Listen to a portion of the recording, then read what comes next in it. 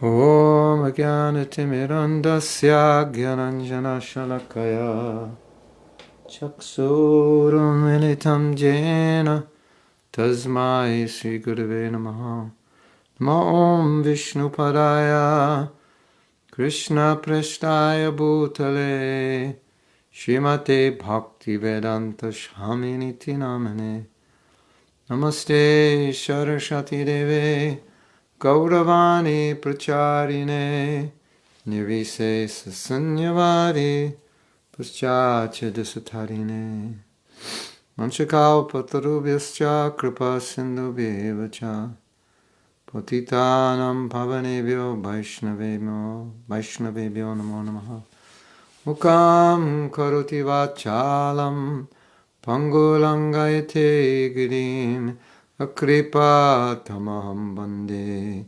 Siguru Dinatarinam Sri Krishna Chaitanya Prabhu Nityananda Shri Advaita Gadadhar Shivasari Gaura Bhakta Vrinda Hare Krishna Krishna Krishna Hare Hare Hare Ram Ram Ram Hare Hare. So, today, as promised, we're talking about cows, and that also means we're talking about bulls.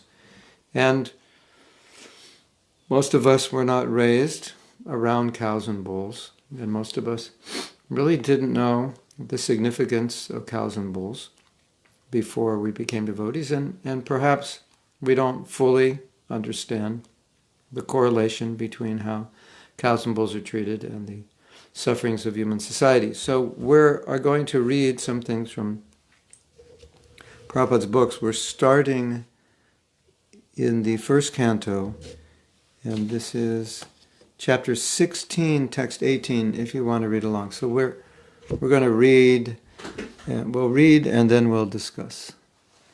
And it frosted last night in Alachua, believe it or not. Amazing, huh? All of you in the UK, you're probably warmer than we are. Yeah. Hold on a second. There's trouble in paradise. Try to get everything perfect and something falls on the ground. Okay. So this is from, as I said, from First Canto, chapter 16, text 18, and I will read some verses in this. This is quite a famous part of the Bhagavatam for cow Katha, what I call cow Katha, cow and bull Katha. Translation. Well, all right, let's read the Sanskrit. Dharma padakina charan vichayan upalabhyagam prachati shmashru vadanam vivatsam eva mataram. The personality of religious principles, Dharma, was wandering about in the form of a bull.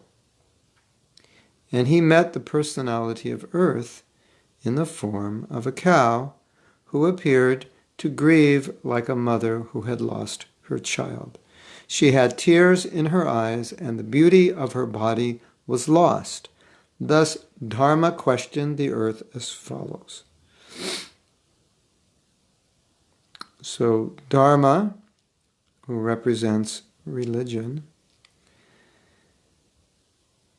he is in the form of a bull, and Mother Earth is in the form of a cow, and Mother Earth has tears in her eyes. So Dharma is asking, why? Purport: the bull is the emblem of the moral principle, and the cow is the representative of the earth. When the bull and the cow are in a joyful mood, it is to be understood that the people of the world are also in a joyful mood. The reason is that the bull helps production of grains in the agricultural field, and the cow delivers milk, the miracle of aggregate food values. The human society, therefore, maintains these two important animals very carefully so that they can wander everywhere in cheerfulness. In other words, Prabhupada is saying the actual human society maintains them so the cows and bulls are happy. Or you could read it as human society is meant to maintain them, or is supposed to maintain them, or should maintain them, or it's important that they maintain them. But it appears, that can be everything that Prabhupada means, and it appears that Prabhupada's saying you can see it as Prabhupada saying actual human society maintains the cow and the bull.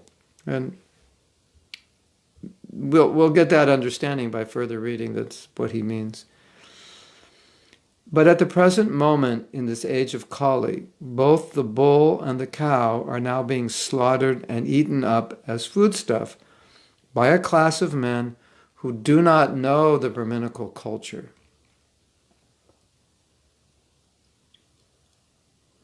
The bull and the cow can be protected for the good of all human society simply by spreading of Brahminical culture as the topmost perfection of all cultural affairs.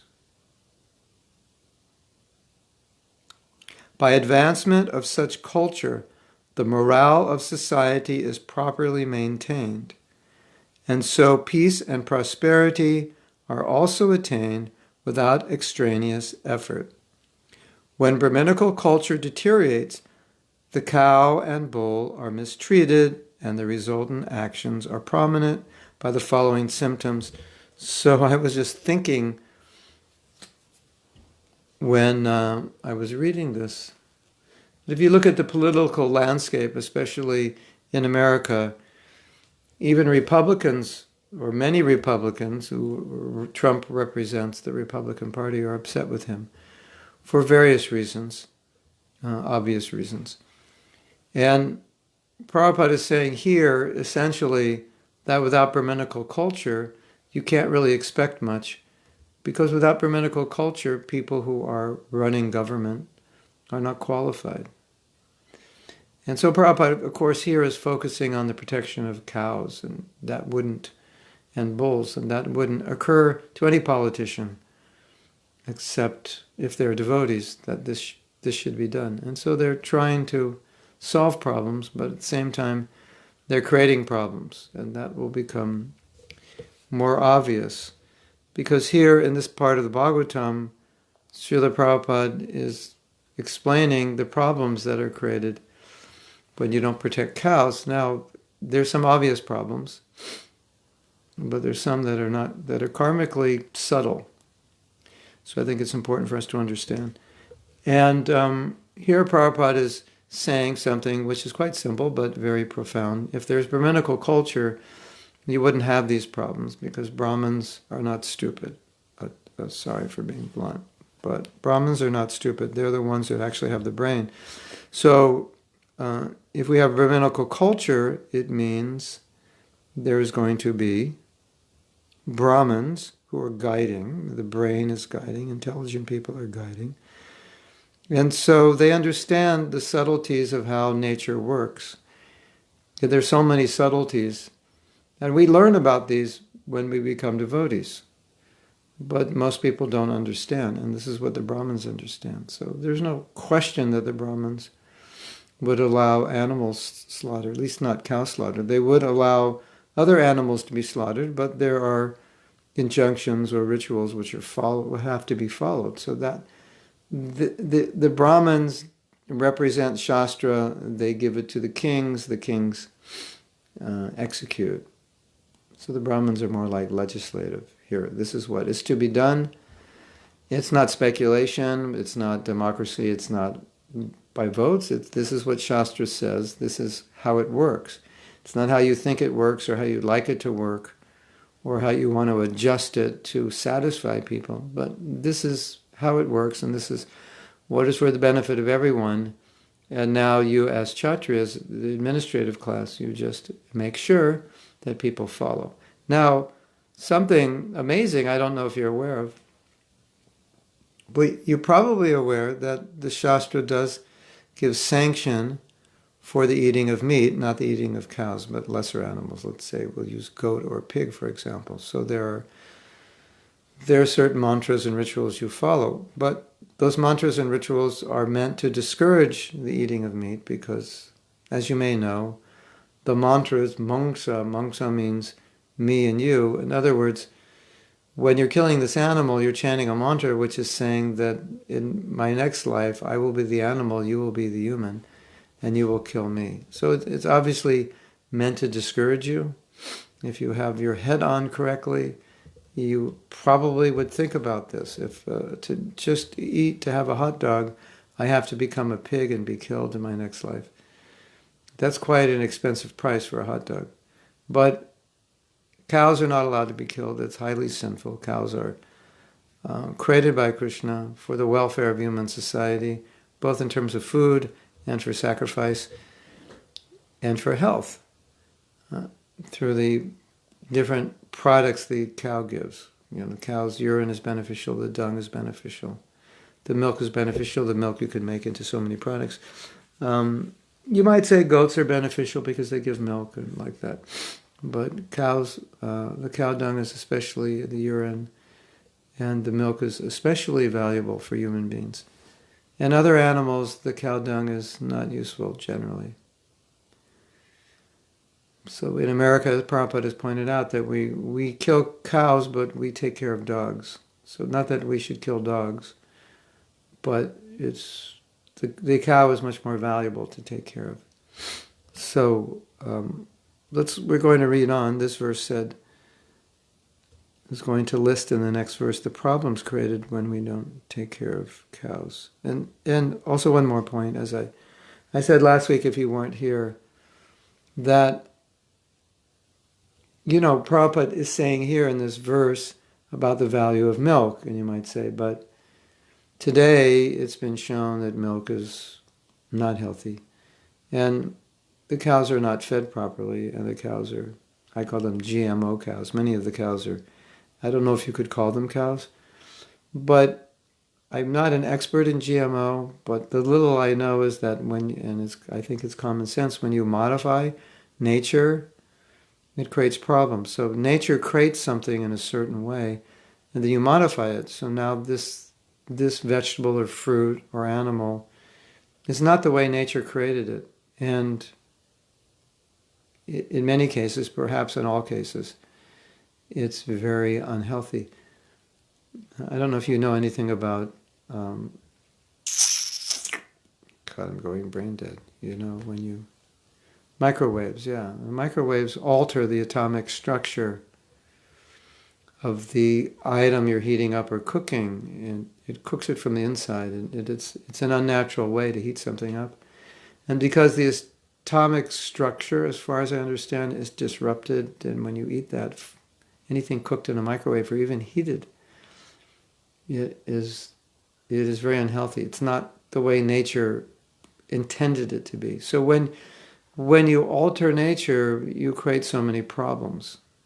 So we've altered nature by breeding cows and by not taking care of cows properly. Cows are in anxiety. They know their brothers and sisters have been killed. They know they're next. And they're being fed lots of antibiotics and other drugs. So those are reasons that the milk is not really healthy. I don't want to discourage you if you like milk, but you might want to do a little research about the milk you're drinking. And I don't know what country you're in and how the milk is processed, but if you do a little research, you might find that the milk you're drinking is not really milk, at least not the milk that Prabhupada is speaking of, and it may be extremely unhealthy. We say milk is good, it's good for the brains. Okay, but are you drinking milk, or does it just look like milk? They call it milk, but is it really milk? And the other issue, which we have talked about previously, is that these milk cows are going to be slaughtered. Do we want to support industries that slaughter cows? So am I supporting an industry that slaughters cows? That I will if I buy milk, I'll leave that for you. There's some controversy that there's some benefit that the cow's milk is being used for devotees, so the cow benefits. It's something to consider. Also consider that I'm supporting an industry that is slaughtering cows after they give milk. And I don't think it's a decision so much you should make with your head. I think it's a decision you make more with, can I support that? Can I? And if I feel that I'm benefiting the industry because I offer this milk to Krishna, okay. Of course, in deity worship, we have to offer milk products, but we should, as far as possible, get milk that is not toxic and that is not coming from cows that are going to be slaughtered. That would be ideal. Okay.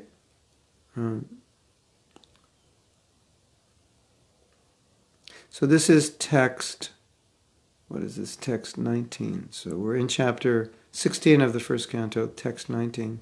Dharma uvacha kaschid bhadre padhan amhayam atmanaste vichayasim layate shamukhena alakshase bhavatim antaradim dure bandhum sochasi kanchanam bha. Dharma, in the form of a bull, asked, Madam, he's asking the cow, Madam, are you not hale and hearty? Why are you covered with the shadow of grief? It appears by your face that you have become black. Are you suffering from some internal disease? Or are you thinking of some relative who is away in a distant place? So Dharma could see that the cow is unhappy, and in other ages cows were protected. So when animals are protected, just like when you're protected, you're secure, you're happy. If you're not secure, if you fear for your life, you will be unhappy. If you see your brothers and sisters being murdered by terrorists or during a war, which most of us have never experienced, we could imagine what a nightmare that would be. So this is the situation now. For the first time, the cow is, the personification of Kali has threatened the cow, to kill the cow, because that's symptomatic of Kali. You see, the symptom of Kali is that Brahminical culture.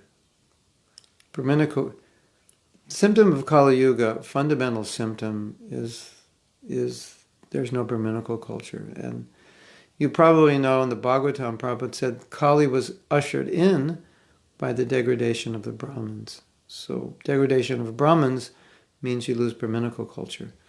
And so what Prabhupada wanted to do, what his goal was to establish again a class of Brahmins.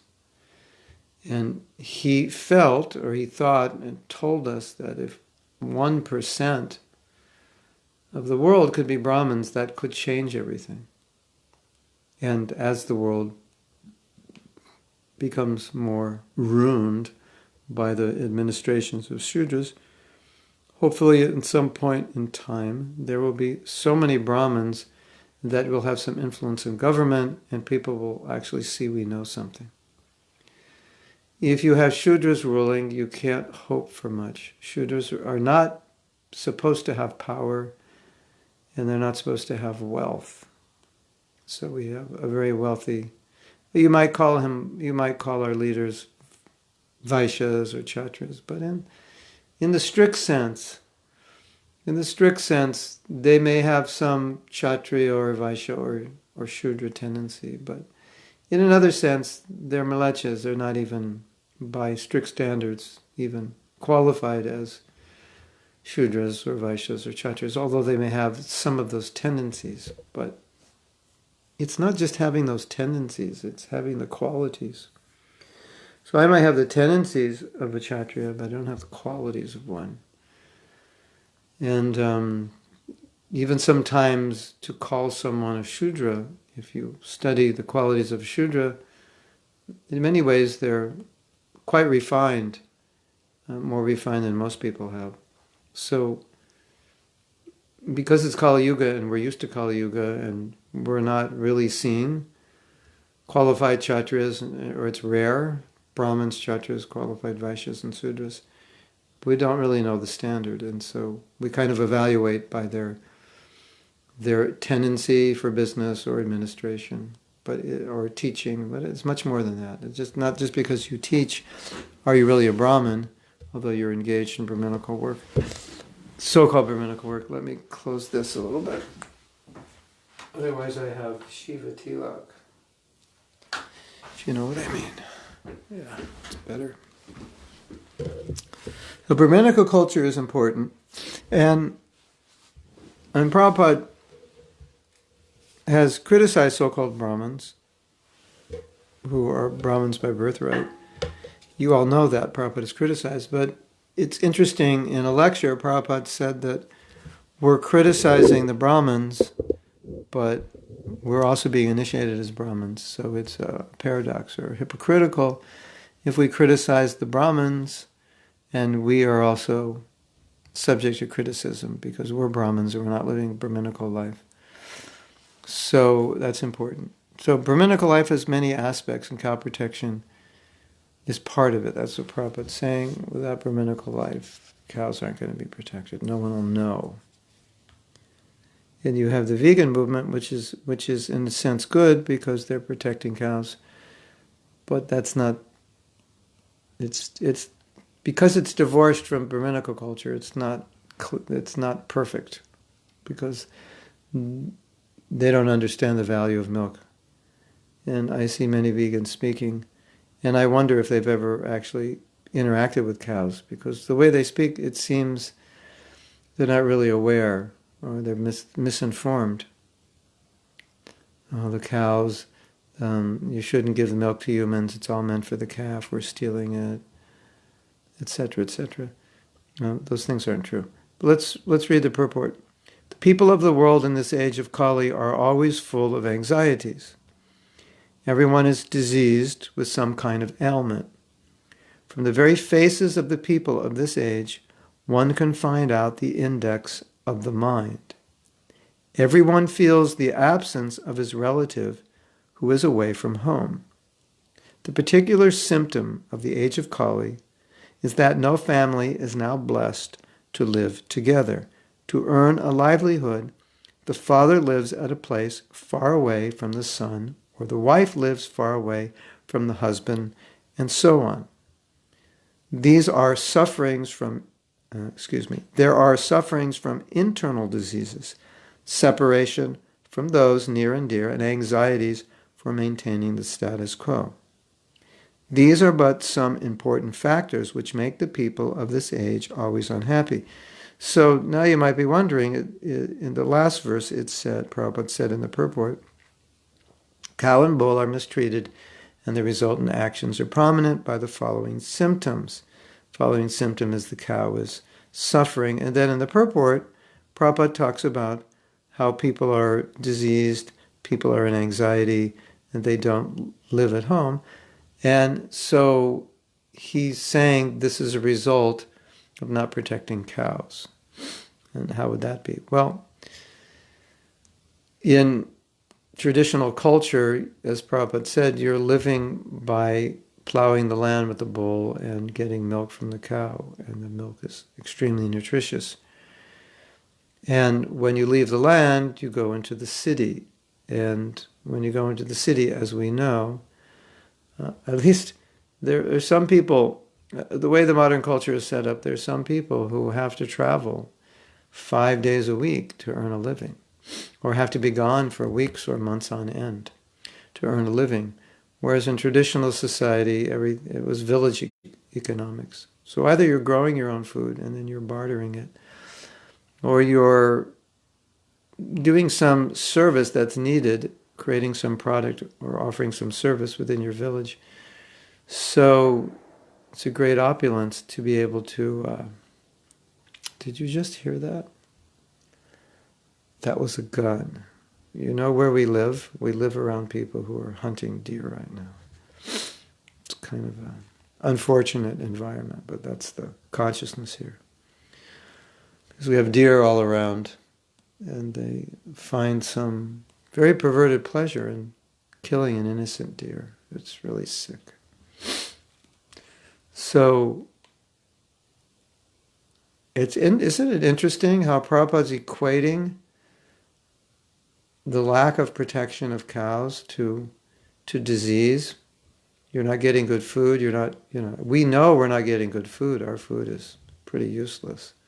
Unless you're growing your food or buying, or you have a good source, the food is quite depleted and covered with pesticides. So Prabhupada's saying, health is not good. We're not getting good food anymore because we're not taking care of the cow and the bull properly. If we take care of the bull, and the cow and the bull will fertilize the land, we'll get good food and we'll get good milk. We'll get real milk, not good milk, real milk.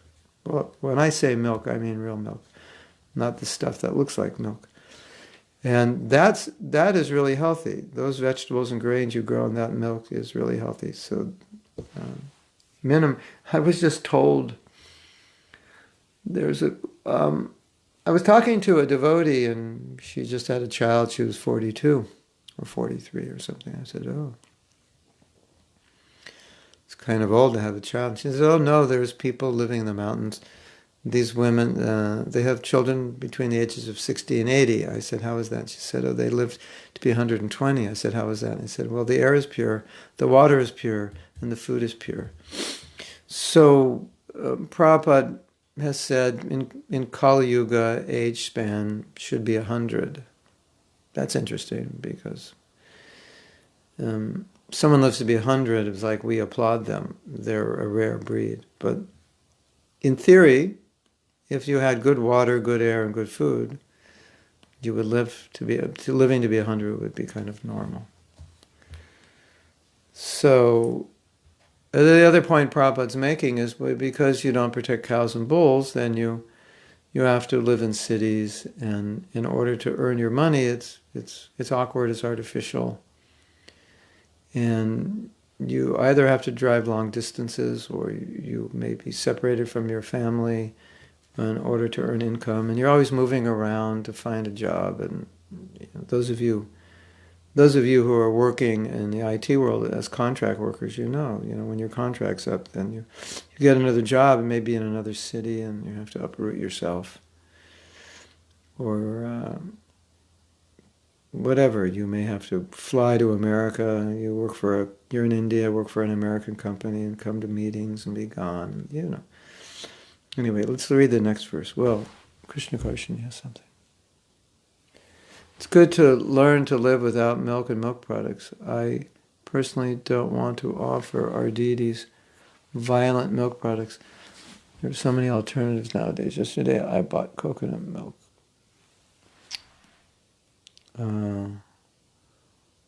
In powder, and I made milk-free, sugar-free maple syrup, but for deities. Tastes even better than milk. Perfect. Wow. I personally don't want to give my hand to the horrible dairy industry. Yeah, I wanted to write Nrsinga Kabacha. He's the deity worship minister. And I couldn't. I have his email, but I can't find it. And I wanted to ask him about this because this discussion came up when I was in Mexico. Some devotees who were vegans before they were devotees. And if you do a little research about the milk, the normal milk, and I think many temples offer normal milk, that's very unhealthy. Of course, Krishna, he can deal with it, but there's like all kinds of hormones and chemicals in it, and also the anxiety of the cow and whatever toxins go into it from their anxiety. And so that kind of milk is really not healthy. In fact, there has been a study on it, and that kind of milk has caused lots and lots of problems. And I was saying last week, there was also a study on real milk and all the problems the real milk cures, and this other milk, which people call milk, which really isn't, all the diseases it's causing. And it was kind of funny because the list of diseases that the so-called milk was causing, the real milk was curing. So that the devotee asked me this question. He said, well, the milk we're offering is pretty contaminated, at least as far as, we can understand we have to, for deity worship, Krishna, we have a standard. But then the question is, should we offer that milk? And the right answer is, well, in the perfect world, we should offer milk from cows that are protected. And at least not offer milk that's full of poison and hormones and who knows what else they put in there. And so the devotee was saying, we're offering that to Krishna, but all the devotees are eating that, and it's really unhealthy. And it's being demonstrated more and more how unhealthy that is.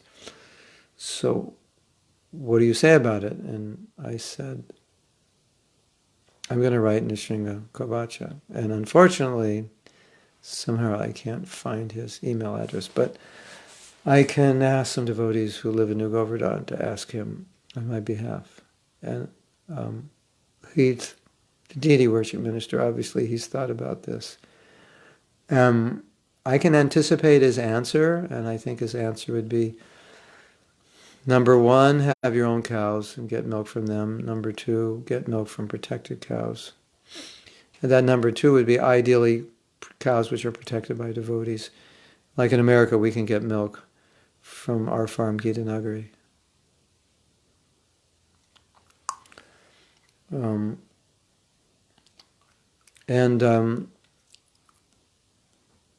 I think we have to offer milk to the deity. Your personal deity? I don't know. I can't answer this question well because I want to get it from someone who's very involved in deity worship and who's obviously gone through this in depth. Because I've asked different devotees, who take care of cows, and I've got completely different answers from them. But I never asked the deity worship question. Okay, if this milk is really contaminated and it's not really milk, and we can't get non-violent milk, what do we do? And so we offer to the deities. Okay, Krishna, should we really offer that to the deity? There's so many poisons in it, and the anxiety of the cow. And that's an interesting question. Is there an alternative for installed deities in temples? So I wanted to ask him that. I think it's an interesting debate, if you want to call it a debate. I think it's and as far as you, Nishinga. So if you can email me the email, then I'll ask him. And then if he replies, then by next week we can give that reply in class, or maybe he'll reply sooner. And we can discuss what he's saying. My sense is he's going to say what I said, and he's going to say, but we can't, there's no injunction of replacing milk with some other substance. But then the argument could be, but that milk you're offering is not really milk.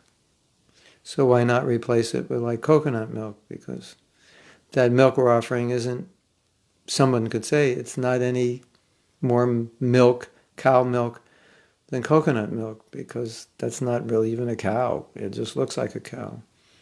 But it's not really a cow, if I can say that. Maybe I can't say that. Maybe I'm wrong. Maybe it is a cow. Maybe there are more than one variety of cows. But how do I know what kind of cow this milk has come from? How do I know this cow is not a genetic monster producing a substance that has no chemical, it's not equivalent to what the Shastra describes as milk, and I'm not offering, therefore I'm not really, it looks like milk, and it behaves like milk in terms of cooking down and burfi and like that, but maybe it's not milk. Maybe it's something entirely different. And then if that were the case, why not use almond milk or coconut milk? It's an interesting discussion. And I'm not going to suggest, I'm not going to suggest answers yet, because I think part of the answer would be, well, give me the information on what is your milk. Give me more information. Why you say it's not milk? How much not milk is it? And Yes. Of course, someone might say Prabhupada knew the milk was contaminated. I'm not aware that he was told how contaminated it is. I'm not aware that the milk we used during his lifetime, the time he was with us, was as contaminated. Of course, the cows are being slaughtered and so forth. I'm not aware it was discussed in detail with Prabhupada, and there were things that came up after Prabhupada left. And so we have some things that Prabhupada said about milk and about things in general in Kali Yuga being contaminated. And it's a fact, everything's contaminated, so you're not necessarily going to get anything pure, but then at least shouldn't we try? I think everyone would agree, yeah, we should try to get the purest products offered to Krishna.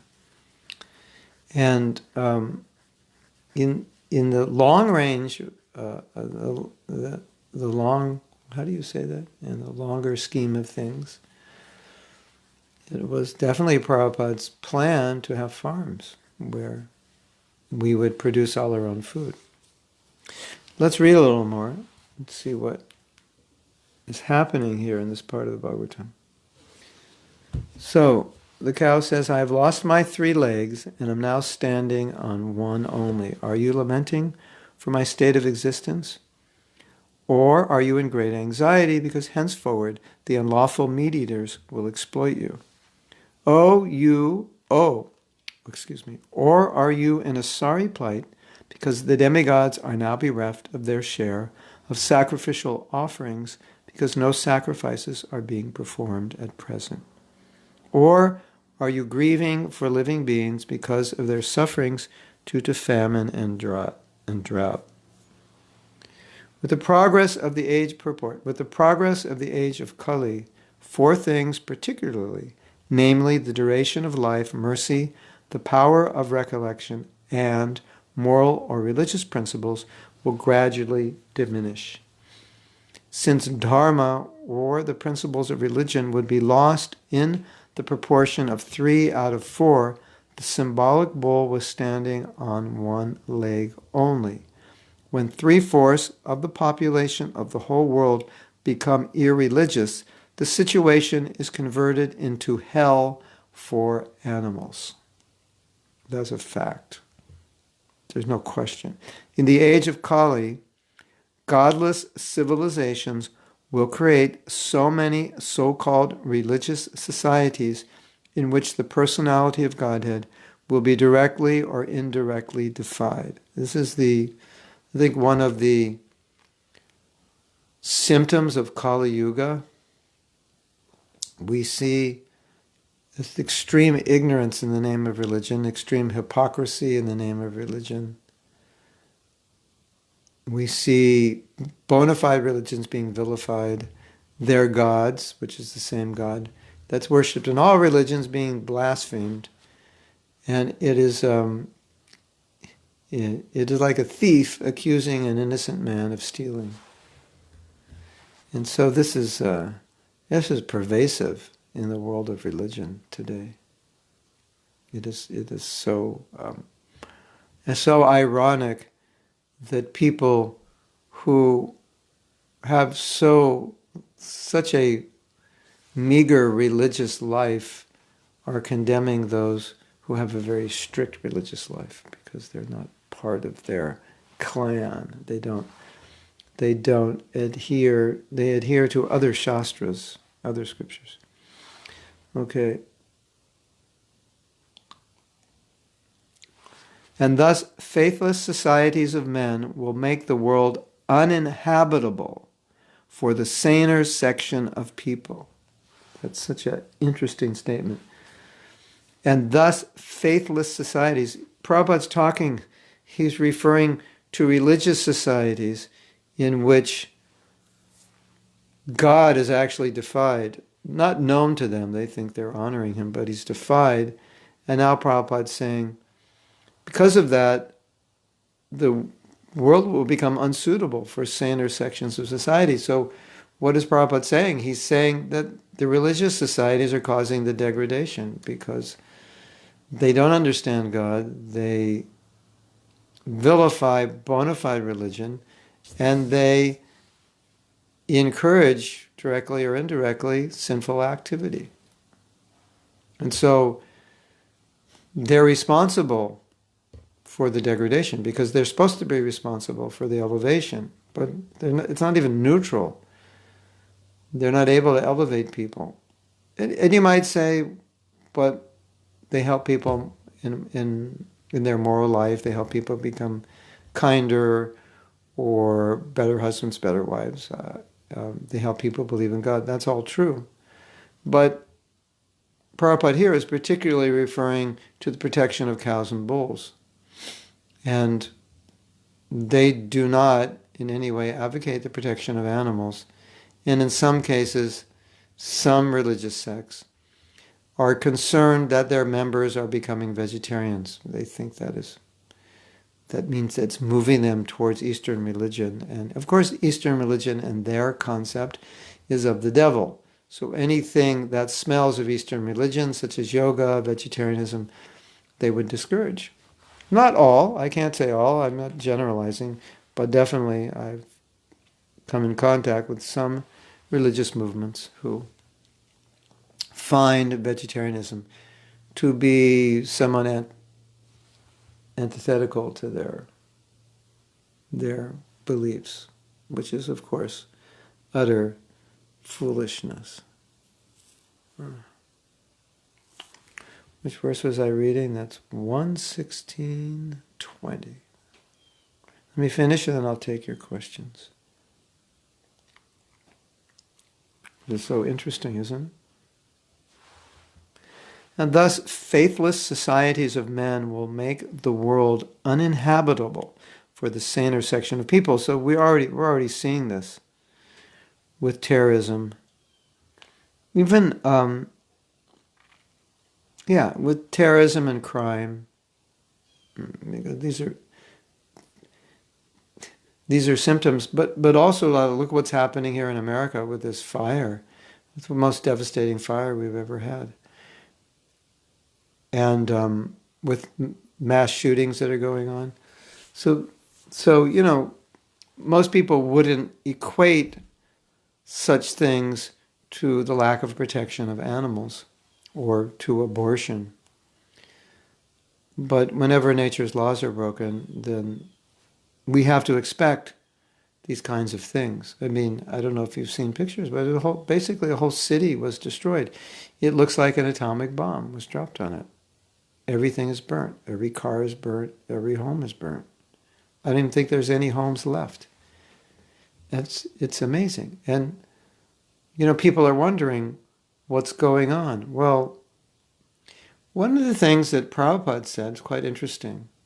He said, if you lie, it contaminates the atmosphere. And he once said something that where there's a lot of lying, there have been epidemics of diseases that are caused by the lying. Now, I can't verify this, but let's just throw it out for the sake of discussion. Someone has calculated how many times our President of the United States lies, and the calculation was 200 times a month. So that comes to 6 or 7 times a day. Okay, let's say he's awake for 18 hours. That means every 3 hours he tells a lie. That's like, people may lie once in a while, to save some money or to protect their lives, but it's not that common that you would lie every 3 hours. Right? I mean, so here's a leader of the country, and every 3 hours he's lying to his people. Does it have an effect? According to what Prabhupada said, it does. It pollutes the atmosphere. Is there a connection between these tremendous natural disasters we're having, such as we had in Puerto Rico and recently in Florida, like unprecedented disasters? Months and months later, there's still people don't have power. Homes are not yet rebuilt. Is there a connection between that and the president's lying? Prabhupada said lying contaminates the ether. How that manifests? It could manifest in disease, as he said. But one thing Prabhupada is saying for sure, which we know, as leaders become degraded, there are more and more problems. And so, anyway, let's read on. You can make your own conclusions, but when you have degradation of leadership, you cannot expect much good.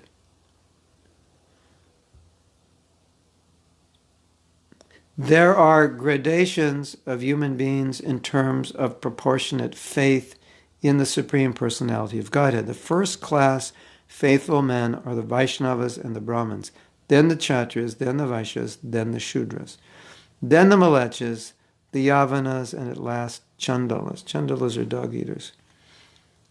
Malechas, Yavanas, meat eaters, those outside Vedic culture.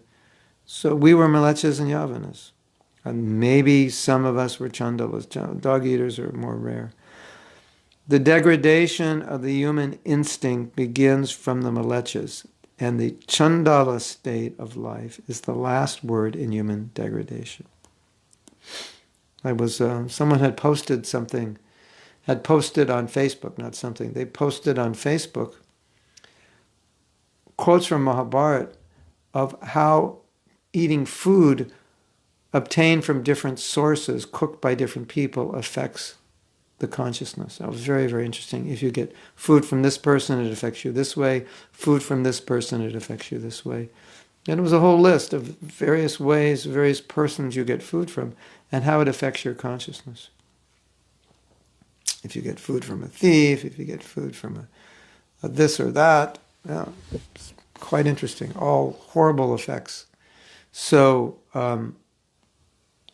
yeah. So I was just saying that because of Chandala means you're eating a dog. So the quality of food and where it comes from has a huge effect on people's thoughts, consciousness, and action. The degradation of the human instinct begins from the Malecha, and the Chandala state of life is the last word in human degradation. All the above terms mentioned in the Vedic literature are never meant for any particular community or birth. They are different qualifications of human beings in general. There is no question of birthright or community. One can acquire the respective qualifications by one's own efforts, and thus the son of a Vaishnava can become a Malecha, or the son of a Chandala can become more than a Brahmin, all in terms of their association, an intimate relation with the Supreme Lord. On Prabhupada's Vyasa Puja, I gave a lecture. It hopefully we'll get it. It was hopefully recorded. But the essence of the lecture was that Prabhupada's mission was to create Brahmins, and if we want to serve Prabhupada and fulfill his mission in one of the most fundamental ways, is for us to become Brahmins. And he's making this point that it doesn't matter, you could be born a Chandala, and you can become a Brahmin, and Shastra is there if you follow Brahminical culture, Brahminical action. The meat eaters are generally called Mlechas, but all meat eaters are not Mlechas. Those who accept meat in terms of scriptural injunctions are not Mlechas, but those who accept meat without restriction are called Mlechas. Beef is forbidden in the scriptures, and the bulls and cows are offered special protection by followers of the Vedas.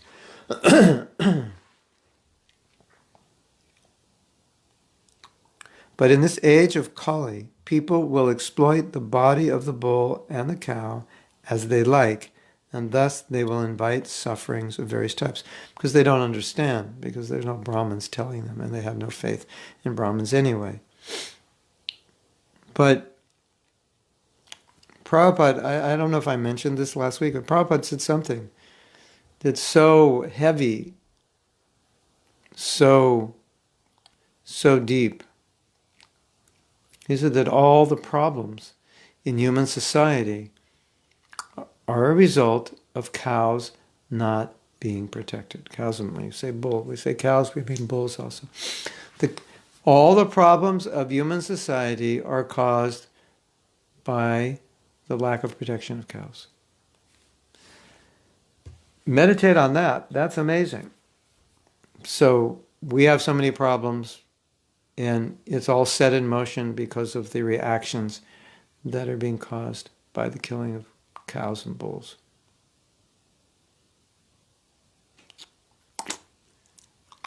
Katie's asking what kind of people will accept meat by Vedic injunctions. Those who have faith in the Vedas and who understand the Vedas or are guided by the Vedas. Generally, they won't be Brahmins and they won't be Vaishnavas. They may be worshippers of Durga. People who have faith in the Vedas but are attached to eating meat. It's part of their culture, but they do some sacrifice before they eat it. And Prabhupada said that also prevents the opening of slaughterhouses. So, do you realize that Prabhupada said we could serve meat in Mayapur? Do you know that? They could serve alcohol and people could smoke. But it would be in a specific area because in Varnashram society, you actually have apartheid by Varna. And so if people want to eat goats or pigs and do the proper rituals, and they have their own neighborhood, so they can have their own neighborhood, and that would be the furthest from the temple. And so in that neighborhood, they could do that. And they want to drink, they want to smoke, there would be a place for that in that neighborhood. Prabhupada said in a Varnashram society, you have to have that. But the point is that everything should be done according to injunctions offered in the scripture. If you want to drink, this is how it's done. If you want to eat meat, this is how it's done. So the idea is by doing that, it's restricted. Now you can just go anywhere and buy meat and go anywhere and buy alcohol. Any gas station in Poland, you will have your choice of 50 different kinds of beer. So it wasn't like that in Vedic society. It was a little more difficult to get. And you would have to, at least as far as eating meat, you would have to kill the animal. So right there's a big obstacle. And I'm not sure exactly what is required. If you have to produce your own alcohol and you have to do some sacrifice and offer it to certain demigods and how that works. But it's meant to put obstacles in the way, so it's restricted. And as Prabhupada has said on many occasions, that if you want to eat meat, that's okay. There's a way to do it, and there's animals you can eat. But large-scale slaughter of animals, as done in commercial farming, is prohibited. So Prabhupada was like, okay, you want to eat an animal, so you find a goat, you do the proper pujas and rituals and chant the proper mantras, and you kill that goat, and you chant the mantra, Mr. Goat or Mrs. Goat, in the next life, you're going to kill me. And then you do the pujas, and then you eat that meat. So that will discourage many people. And even if it doesn't discourage people, it's certainly not going to be killing animals on the level of slaughterhouses. So that was the idea. Excuse me. That was the idea. It was too restricted. But isn't that interesting that Prabhupada said, in Mayapur we're creating a city and we would allow these things? So the idea is you allow things, but you allow according to the principles in the Vedas. And so you obviously need Brahmins who can give the legislative branch, the executive branch. You call it legislative. Now, Brahmins, then you don't even have the legislation's already done. They're just educating the Kshatriyas, and they execute it. And so you follow these principles. That's the idea. Now another thing, which I think is significant, probably you're aware of this, but I just wanted to make this point, that, a lot of people, when they hear our philosophy, and a lot of philosophy is focused on purification, and it sounds like we're selfish, and it sounds like we don't care about the world. But if you read the Bhagavatam, as we're reading now, you can see that Prabhupada is addressing issues that affect the whole world. And of course, he's addressing them in a way that no one but a Brahmin or Vaishnava could. So it's not that Brahmins and Vaishnavas do not care about the world. They do, but they understand the solutions differently. So sometimes people think maybe we're not interested in the world because we're not necessarily going out and protesting war. We're just not eating meat, which is a bigger war protest than going out, with your sign, your peace sign, and then breaking for a hamburger. So they don't understand that. So it might seem to them that we don't care, but actually we care more than anybody. And so when you read these purports, or any purport where Prabhupada is talking about political problems or problems that affect society in general, you can see that Prabhupada he's concerned about reforming society, and that was his mission. He wanted to reform society. Prabhupada would love, and it was part of his mission, to be able to influence leadership. That's how he was thinking, because that's where the change takes place, when you can influence leadership. And so then you might wonder, it's just kind of curious in a sense, that Prabhupada's talking about how the world should be run. And he's writing this right now, this is the first canto, and he's writing it in Vrindavan in the early 60s. And there is no movement, but this is how he's thinking. So he's thinking, as a Vaishnava, my duty is to advise the leaders of the world in how the world should be run, and my duty is to show you what you're doing is wrong. So when we read these purports, Prabhupada has written, Prabhupada's trying to get his books in the hands of influential people and political leaders. And so when he's writing these things, he's not just speaking to us because we didn't exist at this time, at least in these purports. The us he's writing for, of course he was writing for people in the West, that was his mission. But you can see he's also writing in these purports for leaders. And he wanted to put his books in the hands of leaders.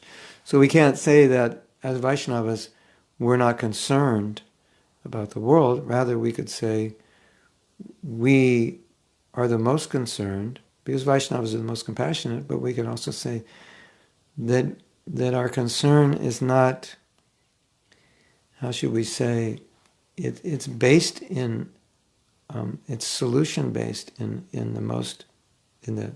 the best way, in the most real way, in ways that modern politicians don't understand. Maybe some in India might understand. Maybe Modi understands to some degree. But even he doesn't understand fully. And it would be an interesting exercise or an interesting workshop to say, okay, let's say there's 20 of us in the workshop, and say, there's now one world government and we are it, so what do? What happens? It would be quite an interesting exercise, because then we'd have to start connecting all the dots in terms of how this creates this problem and how this creates that problem. And these things like allowing people to smoke and drink and eat meat, we'd have to figure out how that's going to work, because Prabhupada said it's there in Shastra, so it can be allowed. And so when we read these purports, when I would read these purports as a younger devotee, even sometimes as an older devotee, I think, what's the relevance of this? Because we have no influence, we have very little influence. But we can see, at least understand, that Prabhupada is guiding either and or us and or leaders who would read his books to consider these things, that this is where your real problem lies.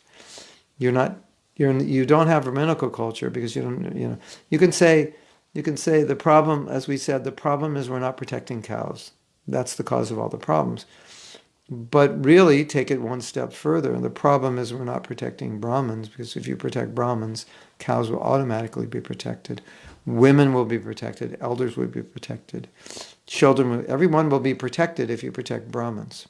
And if you don't protect Brahmins, then there's no guarantee that anyone else will be well protected. So, anyway, I just want to make that point that Prabhupada is concerned about the welfare of the world. And we can see that from these purports.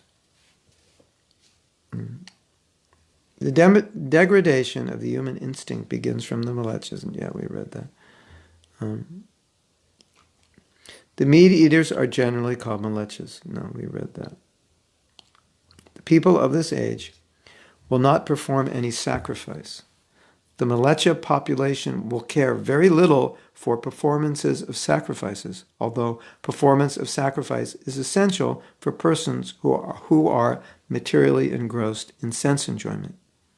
In the Bhagavad Gita, it's actually not Bhagavad Gita, it's actually Bhagavad Gita.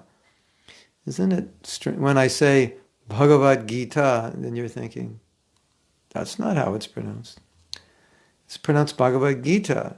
No, it's Bhagavad Gita, believe it or not. In the Bhagavad Gita, performance of sacrifices is strongly recommended in the 3rd chapter, verses 14 to 16. Yeah.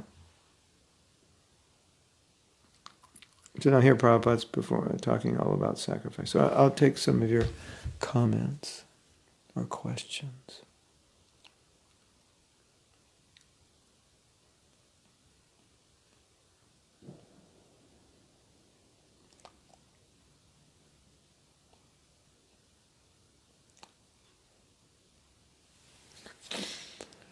I believe that we as devotees should not wear silk clothes or wool clothes because are made of violet, and be careful from who we are buying mridangas because often the cows are killed in Vrindavan. Yeah. This is a whole topic, of how we should live. I know it sounds radical, yeah. No, I think these are things to consider, although Prabhupada never said anything about silk being bad. And so I think there's another perspective on silk. And who are the silkworms? Who are they making silk for? Or I'm not an expert on this. And so I could get myself into trouble. So let me think this out loud. If it's a thought, because Prabhupada never spoke against silk, there's a thought that the silkworms are actually creating this silk for human society. Now, I think if we don't kill the silkworms, we don't get the silk. Although I'm not a silk maker, but let's assume that's true, and someone could correct me if I'm wrong. If you can get silk without killing a silkworm, then yeah, that's good. But Krishna Karshani, I understand what you're saying, and I don't, in principle, disagree. But I would say, because Prabhupada never said that, there may be investigation we would have to do to indicate that maybe silkworms, Krishna created silkworms, so those worms would create silk for human beings, and they would, and that they're meant to actually sacrifice their lives. I know that sounds strange, and I'm not saying 100% that that's true. I'm saying it could be, based on the fact that Prabhupada never said don't wear silk, and he himself wore silk. You could say, well, maybe Prabhupada didn't know that these worms were killed. And it's possible. Because Prabhupada never advocated the killing of anything. And if these worms would live if there was no silk,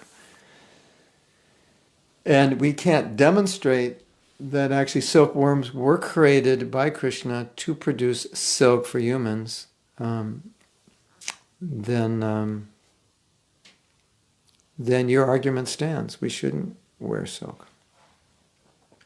We have to investigate this a little more. What Prabhupada said about silk, I think, to have a proper discussion about this. But I have thought the same thing. And I think I was just given a silk kurta when I was in China. And I had thought about the same thing, and I had made the determination that from this point on in my life, I wasn't going to purchase silk. It's like we don't, at least I don't, have any leather products. I've never had leather products. Well, I had actually by accident, I did. But I never consciously had leather products. And when I became aware, I threw them away. I thought it was rubber, but it was leather. There's Crocs that I thought were leather imitation, and they looked like rubber, and on the website it said it was actually leather, so I didn't want to wear them. Yeah, you can say maybe Prabhupada was not aware of how violent silk is, yeah. That's possible. Or maybe those silkworms, here's what I'm offering, a possible idea. Maybe those silkworms were created to create silk, and that's part of their dharma, karma, to die that way. Now, I know that maybe it sounds strange, but if they do create silk, then one would, and they have to be killed to create silk, then one would naturally wonder, was that the way they're supposed to live? Were they created that way? And my answer is a definite maybe. And as I said, the maybe is because we never heard Prabhupada say, don't use silk. And he used it. And as you say, perhaps he didn't know. And if he did know, he would have told us not to use it. That requires at least more research on my part. I'm not so that will, that's another discussion.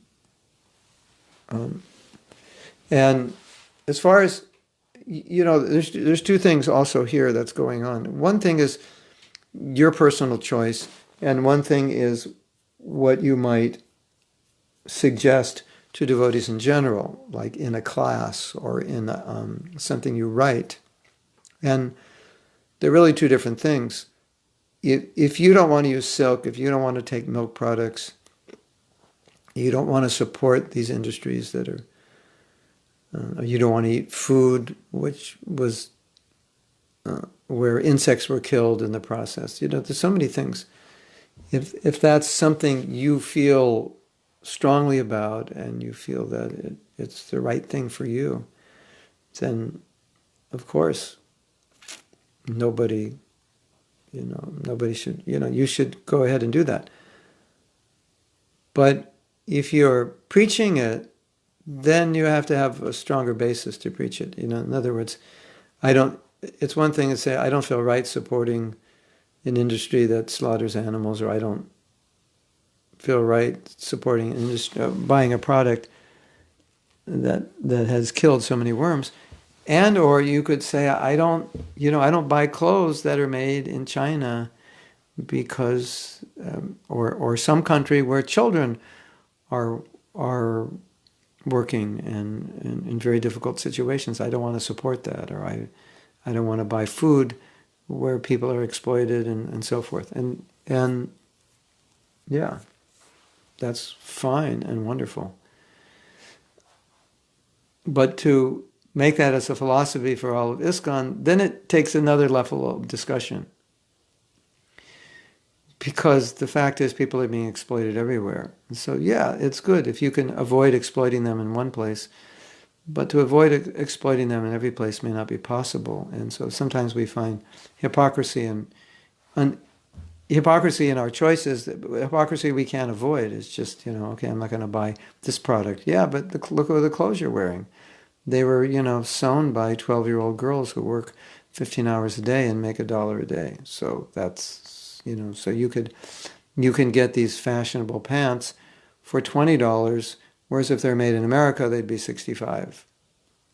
And so you don't have 65 and you like the pants, trousers, even though you don't really need them. So, you have all these like things going on. So sometimes that's how Prabhupada would answer these questions, that it's just, you solve it in one area, but the whole atmosphere is contaminated. So some devotees think that way and say, yeah, I could agree, we should not do this or that, but we're forced to do so many things that are also not proper. And then you might say, okay, well, at least stop doing what you can. And that argument's there. But I think it's a valid argument also. But I think the other argument is somewhat valid as well. And Prabhupada did use that other argument, that how pure can things be, because everything is, in Kali Yuga, tends to be contaminated. But we have to be careful. Our discussions between one another is one thing. Your private decisions are one thing. We have to be more careful when we're making statements that all devotees should do this, or we need to do more research and discuss it with senior people and make sure that, quote unquote, we actually know what we're talking about. And now, in this discussion, we're not coming to conclusions, we're discussing it, we're debating it. We're allowing ourselves to think, okay, here's the pros and cons. But often when you have such discussions, you realize you need to research it more. You need more scriptural evidence. You need to discuss this with people in the know who've also studied this, who think about these kinds of things, who've researched it, and maybe who can come up with something authoritative that Prabhupada has said or Shastra has said, or just information about, let's say in this case, the process of making silk and what would happen to those worms if they didn't make silk.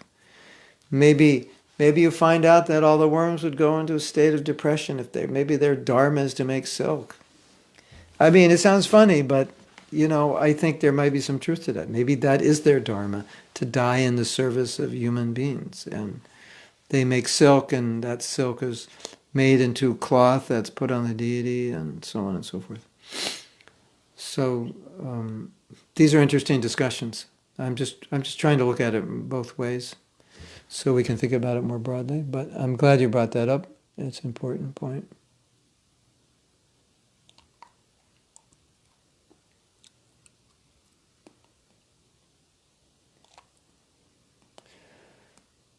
What if the people accept meat based on their scriptures, but overindulge in it?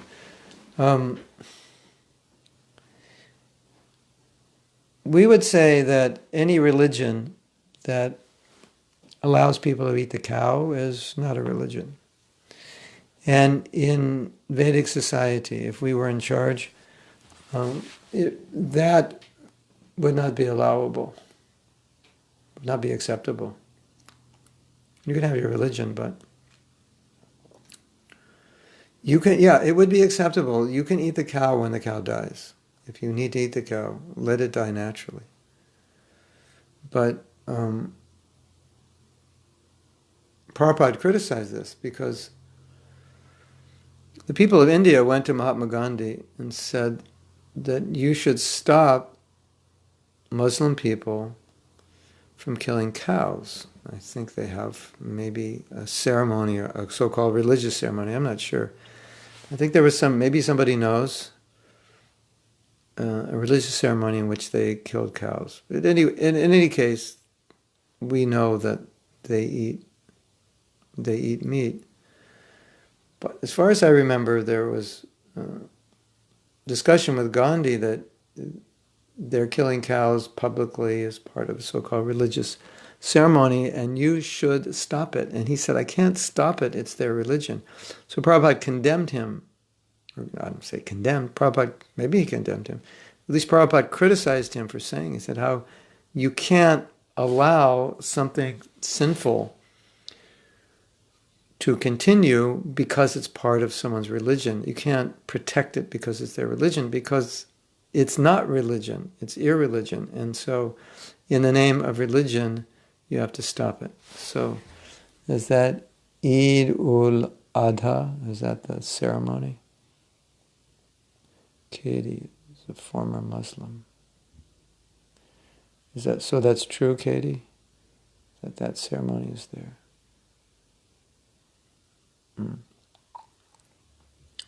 Animal sacrifices, yeah. Can you please give us more information about where and when this lecture was spoken? Which lecture are you referring to? The Mahatma Gandhi one? Oh. The way my mind works is that I hear something that really stands out and I focus on it. And I don't focus on the date of when Prabhupada said it. Maybe I should, because people have often asked, what is the reference for this? And then I don't remember. So maybe that should be a practice that I should remember. Like when something is significant and Prabhupada said, maybe I should note it down or in my brain or put it on my notes on my phone. But I don't remember. Because you have to understand that, like now you have lectures of your gurus and, you have ISKCON Desire Tree and there are so many classes. Well, when Prabhupada was here, it's very rare that anyone ever recorded a class other than Prabhupada's class. Actually, I can't even remember. I mean, occasionally, this is very, very rare that you'd hear a class of a godbrother. So we just grew up hearing classes of Prabhupada. That's what we heard all the time. So you just heard so many, you didn't really, at least I didn't really know it. But anyway, Prabhupada said that for sure. And so he's making the point, you can't allow someone to do something which is sinful if they camouflage it by saying, well, this is our religion. And so Prabhupada's point is, we have to look at your religion to see that you're actually following your religion, because you can't make it up. And if you're making it up, then we have to sanction you, or we have to. This is what the government would do. You are not authorized to practice this religion. It's not recognized by the government. So I don't know if Prabhupada gave this example, but this example came to mind. He may have given it, but I think it's an apt example. In America, probably in your country as well, if you have a restaurant or a temple where food is being prepared for the public, you have to get your permission from the health department. So the health department will come to your kitchen and they'll look to make sure everything is to the standard. And then they'll give you a certification, and they'll come back every year or every few years to certify. And sometimes they come back and they'll find, oh, this and that needs to be corrected. And maybe there's a crack here, or it needs to be filled. Bugs are coming through, or you have insects, or whatever it is. Or you have a leak, gas leak. I don't know. I never was involved with them. And so that they sign you off once you correct it. And so when Prabhupada said that we can allow any religion, but it's the duty of the government to ensure they're following their religion, then I took it that way. Okay, you want a permit to be a bona fide religion or recognized by the government? Okay, so what's your practice? What's your scripture? Is your scripture bona fide? Have you concocted it? Okay, if it's a bona fide scripture, okay. So are you following all these principles? If not, we don't recognize you. So we would not recognize any religion where where cows are being slaughtered. Missed your question. Can you write your question again? Because sometimes I go back and maybe. Was it that PC? I missed your question. PC.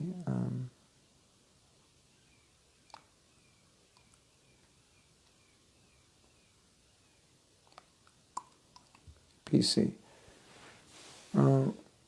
Happy to hear today's class, Calcutta, especially in the special month of Kartik. Every time use milk to worship Krishna, always feel sad because Now businessmen are always violent about cows, yeah. You could, one thing you can do,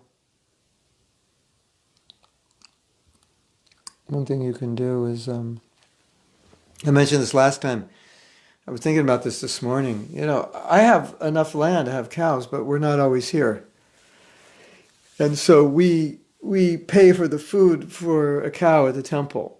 It's $31 a month, so we're feeding. So we're taking care of cows, and we should all do something to take care of cows. So you could sponsor a cow, and another thing you could do if you want to be more aggressive, it would be more expensive, is you go to a farmer, a dairy farmer, and say, after this cow dries up and you're going to sell the cow, I will pay you whatever it costs to maintain the cows, or I will pay you what the cost of the cow. I will buy the cow. Yeah, okay. Whatever the cost, I will buy the cow, and then I would like you to keep the cow, and I will pay you whatever it costs to maintain the cow. So that way you can do cow protection if you can afford it. And you would find a farmer who would be agreeable. And that can become a whole movement, and you could raise funds. Say we're raising funds to protect cows, and you can protect cows anywhere. These cows are going for slaughter, and you tell the farmer, and if you find a suitable place, say, my dear farmer, how much will it cost? I will maintain these cows. Please don't send them to slaughter. Different things you could imagine doing. So Krishna Karshani says, devotees also have different consciousness during cooking sometimes. Not that good. If the food is offered to the deities, is freed from contamination from their not good enough consciousness. I think I told a story about that. Everyone in the temple was fighting, and they couldn't understand why, and Prabhupada said, who's cooking? That was Prabhupada's, like a doctor. You say, doctor, I have these symptoms, and the doctor says, he asks you certain questions, like, what are you eating? And do you do this? And do you take this medication? Certain standard questions. So everybody was agitated. Prabhupada's first standard question was, who's cooking? And as I remember the story, they realized that the devotee cooking was not in good consciousness or not following properly. Krishna Karshani says, I had experience to don't feel good after eating prasadam cooked by particular devotees. It seems that even it's offered, still the consciousness of the cook is left. Of course, then one could say, well, if the consciousness of the cook is not good, did Krishna accept it? Am I actually eating prasadam?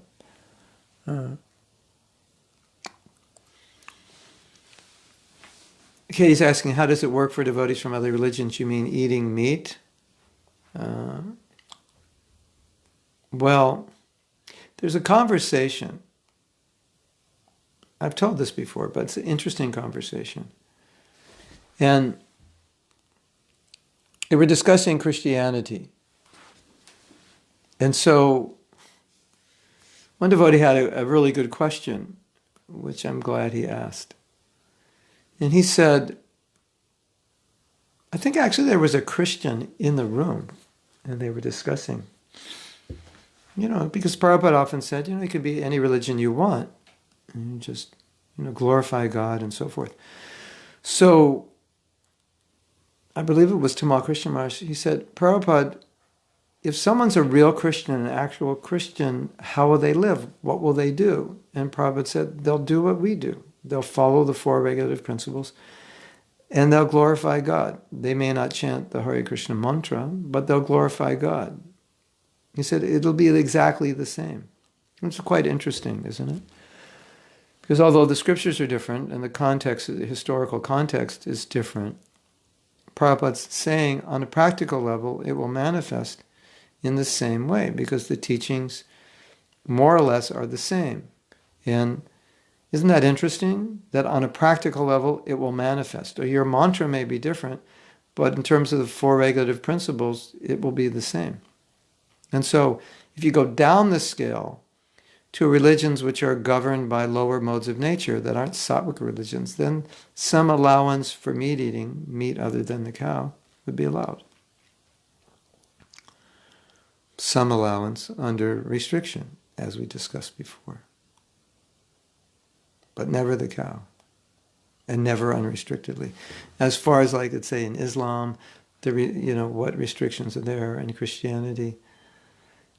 It seems from this conversation, Prabhupada is basically saying, if you're a Christian and you wanted to eat meat, you'd have to follow the Vedic process, because there is no process in your religion, authorized process, to do it.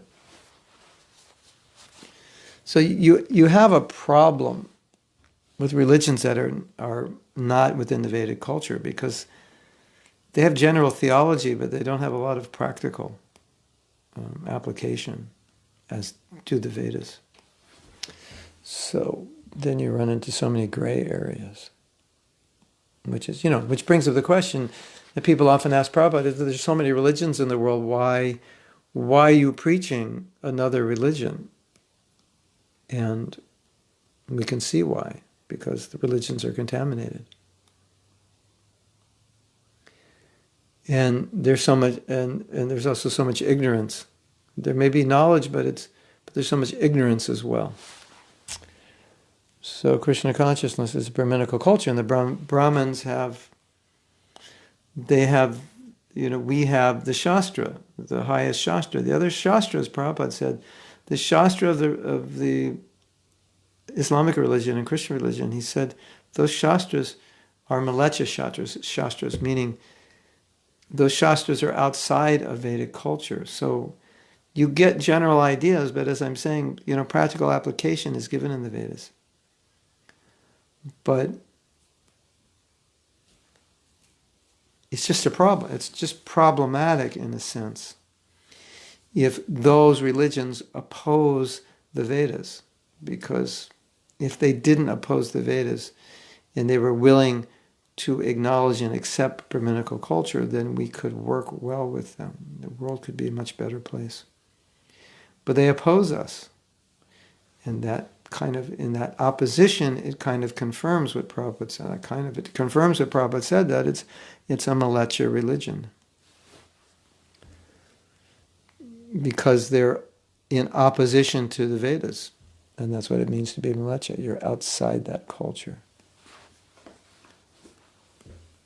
Somebody was saying, silk is not a necessity, so why do they have to sacrifice? That's a good question. But you have another problem in the silk and wool category. Now, I'm not a wool expert. I always assumed that you were doing sheep a favor by shaving their wool because they're kind of hot in the summer. Shastra says wool and silk are pure, and silk is, cotton is purified by water, silk is purified by air. So that means it's always in contact with air, it's always pure. And so in worship, silk is pure, and wool is also pure.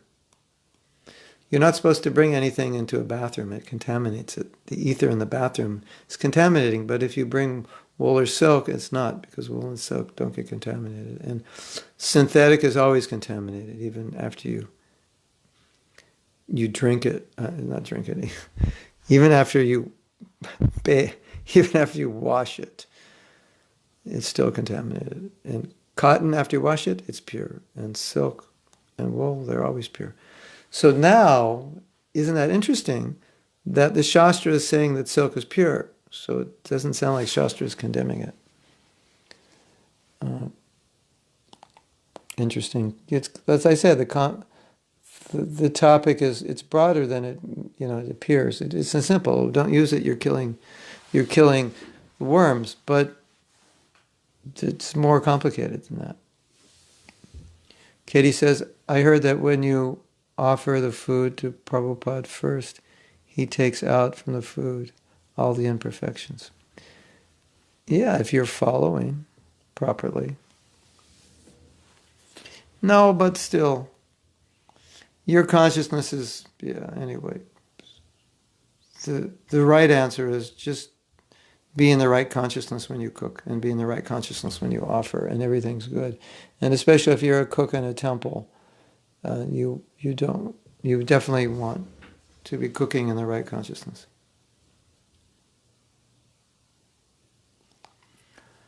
Katie says there are animal sacrifices in Islam, lamb and a camel. Yeah, Islam is, it has many similarities to Vedic religions. I don't know how many, but some, let's say, at least some similarities in terms of many things. What we eat might not be prasadam, so how do we know we're eating prasadam? Well, ladies and gentlemen, just make sure that in the temple, in your favorite temple where you live, just make sure that the cooks are pure Brahmins, as far as possible. And if they're not, wow, look at that. We're getting a new kind of tilak. I have to stay right here. If I go here, yeah.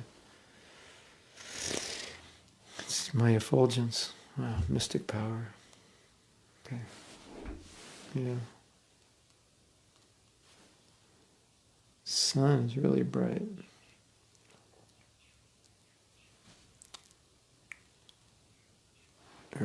It's hard to not get it right. Okay, hold on.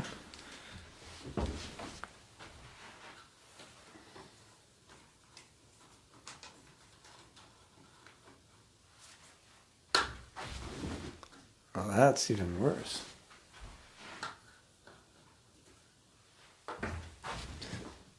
Imperfection. Oh, okay. How's that? Still bad. Wait.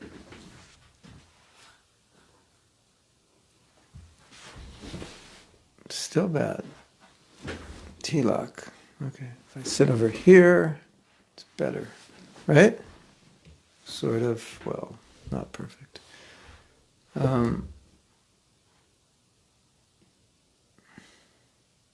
Yeah. Well, Muslims don't follow all the restrictions, but that's, devotees don't always follow all the restrictions. That's a kind of a universal problem. There are cattle in Taipei University. I will personally see how they care for cattle. Maybe I can change to go to school, the school farm to buy milk. One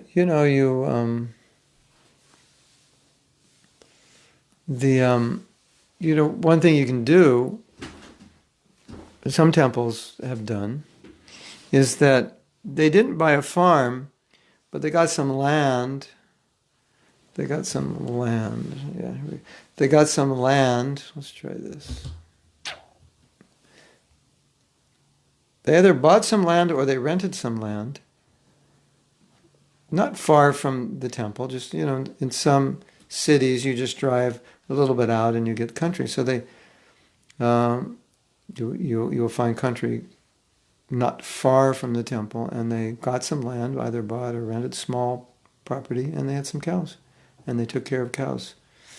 And a devotee would go out there every day and take care of the cows. So that's one option. Another option is, if that's already existing, then you can buy milk, and the milk is going to cost about 4 times more. That's another consideration than in the store. But these are issues that Prabhupada, these are issues that we're going to face because we have a philosophy and we're teaching something, and we have to figure out how to live by that and how to practically apply these things in the world the way the world is.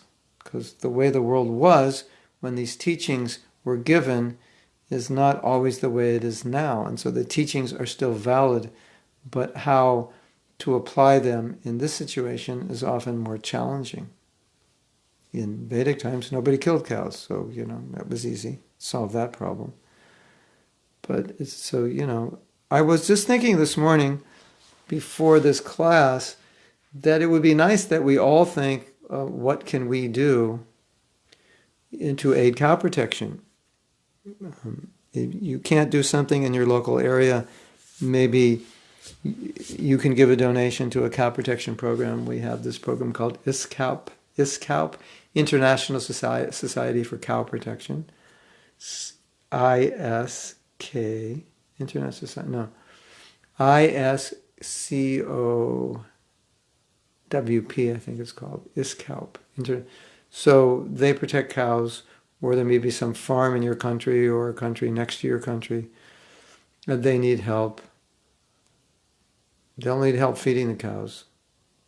So here, I think here in Alachua, it costs $30 a month to feed a cow. Less than it costs to feed me. So it's not much. You can do something. Everybody could do something. I think Prabhupada would be pleased by that. And so, on that happy note, we'll end class. Now, I don't know if you're aware of it. We started doing a Saturday afternoon class at 3, because that's early in the morning. It's like 6 or 7.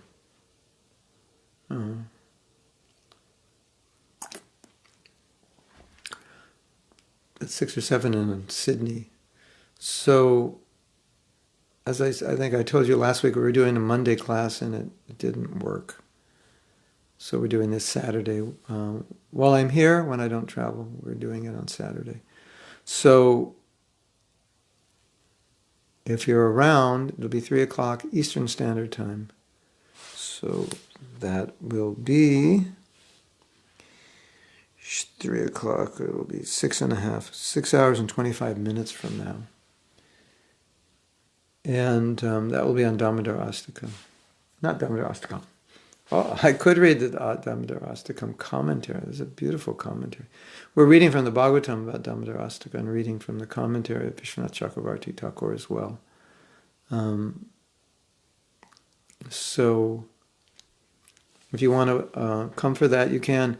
And then also tomorrow at 7 a.m. Tomorrow at 7 a.m.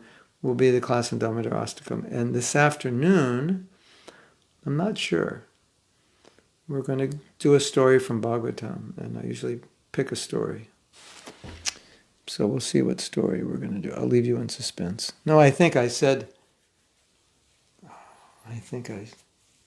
No. Yeah, at least this afternoon will be stories from Bhagavatam, and tomorrow will be Damodar Astakam. Katie says there was a fire in the manor 2 months ago. All the hay they had there for the cows and bulls for the winter burned down. Then within a month, so many people donated their money. The manor raised several thousands pounds more than was necessary. Yeah, people like cows. People know, the Indians know, you have to. It's auspicious to protect cows. Also, when the house we live in, we actually built it. Well, we didn't build it. We paid for builders to build it. And so when you build your own house, you can build it according to Vastu. And then different devotees were telling me different things about Vastu. And so we tried to make it Vastu. And then one devotee said, if you just have a cow in your property, then everything is, just whatever is inauspicious, according to Vastu, it's cleared up. So, that's interesting, right? And then I don't know if you remember the story I told. When Prabhupada was ill in his last days, he asked that a cow stay outside his room, and he said the cow is a mother and the mother will pray. Isn't that amazing? Yeah. If you study cows and cow katha and the body of the cows and all the demigods reside in the cow, and it's just amazing. Like Vedic knowledge, it's so different, it's so subtle, and this whole cow katha thing is it's important for us to know. Anything you can do to be more cow conscious would be important. Okay, so we will see you later, if you're going to come, or tomorrow. Same at tomorrow at 7 a.m. and later today, 3 p.m. Hare Krishna. Srila Prabhupada ki jai.